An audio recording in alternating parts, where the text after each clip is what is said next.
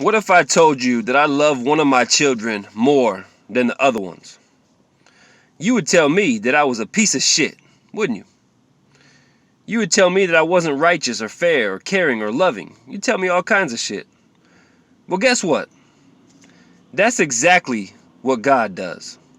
There are verses in the Bible that talk about God having a special people, God having a holy people, God having a chosen people, God having people that are his treasured possession and that he sets his affection on and he loves them the most. It's all kinds of fucking bullshit like this, man.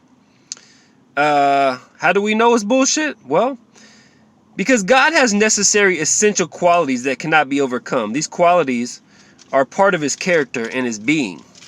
They cannot be altered. God cannot be unloving. He cannot be unfair. He cannot be unrighteous or unjust. So the same way it would be wrong for you to love one of your kids more than the others, it would also be wrong for God to create favorite people that he loves and cares for more. It's basic logic, man. At this point, you may be saying, well, that was the Old Testament, and nowadays the Gentiles and everyone else has been grafted in. To which I say, that just means they weren't originally good enough to start with if they had to be grafted in later. And the Gentiles who lived in the Old Testament times were not loved equally by God as much as he cared for the Israelites, which again makes the Christian God piece of shit. Makes him piece of shit. Moreover, man, think about this.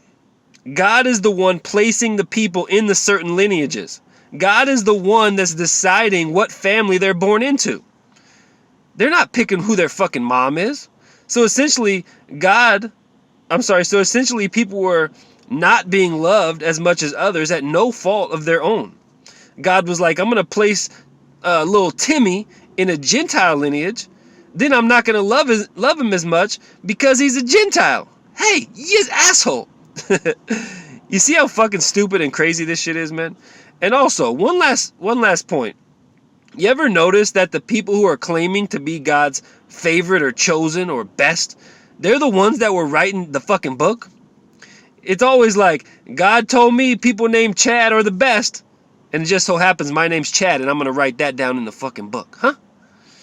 It's never like some dude who isn't God's favorite, who isn't God's chosen, and he's sitting there writing some shit down and telling us a story about how the other group is better. How about some other people are God's chosen and about how other people are God's favorite. Nah, it's never like that. God cannot have fucking favorite people, man. The true God of the universe, the God of theistic essentialism, he doesn't have favorite people. He loves all of us fucking equally.